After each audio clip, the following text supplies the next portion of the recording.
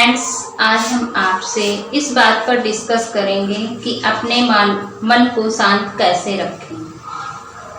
इंसान की इच्छाएं तो अनंत होती हैं। वह सोचता है कि हमारे पास गाड़ी हो, बंगला हो, लेकिन यह सब सुविधाएं क्षणिक होती हैं।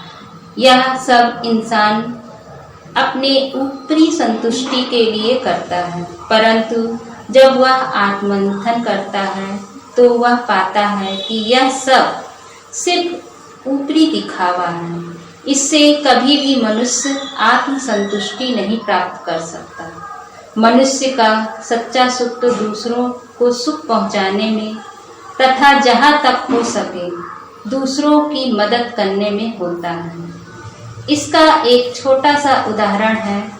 हमारे घर के पास एक छोटा सा मंदिर है। प्रतिदिन की तरह रात का भोजन करने के बाद थोड़ी देर के लिए अपने घर के बाहर बारजे पर खड़े हो जाते हैं।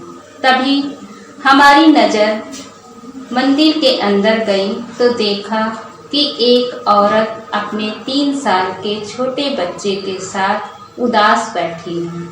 बच्चा माँ के इधर उधर खेल रहा है और माँ ने भी 3 दिन से खाना नहीं खाया।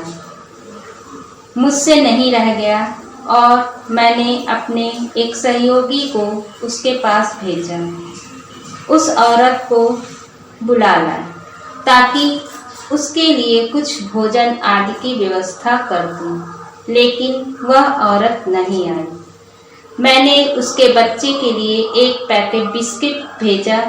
बच्चा भूखा था, लेकिन उस औरत ने बिस्कुट का पैकेट तक न खोला और बच्चा उसी तरह बिस्किट का पैकेट लिए रहा। मैंने थोड़ी देर बाद देखा तो मुझे बहुत दुख हुआ।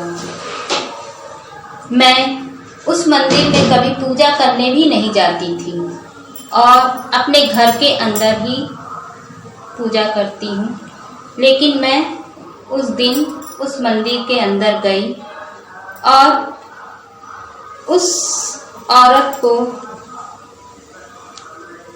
पता चला कि वो अपने पति से झगड़ा करके आई है।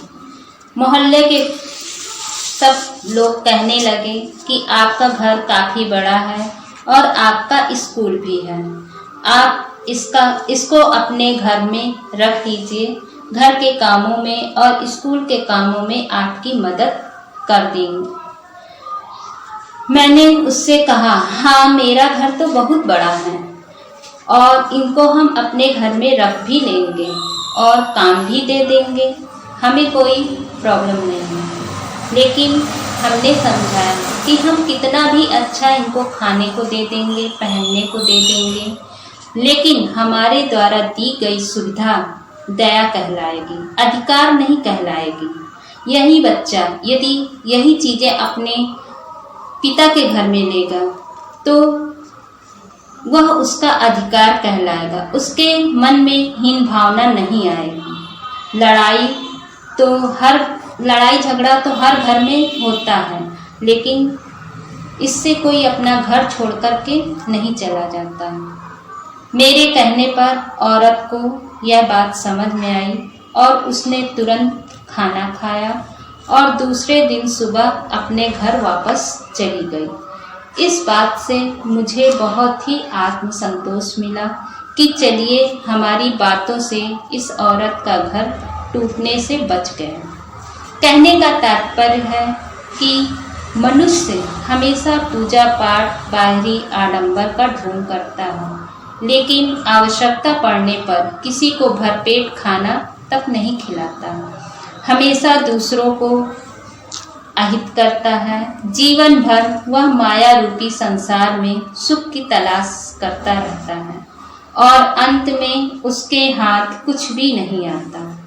आप सच्चे मन से किसी की सहायता कर देते हैं, भले ही वह आपका एहसान ना माने, लेकिन उसकी आत्मा जरूर आपको सराहेगी। हम अपनी यथाशक्ति जितनी मदद हो सके दूसरों की मदद करते हैं तो हमारा मन सच्चे सुख का अनुभव करता है। सच्चा सुख तो दूसरों की मदद करने और सेवा करने से होता है। हमें परम आत्म सुख का अनुभव होता है।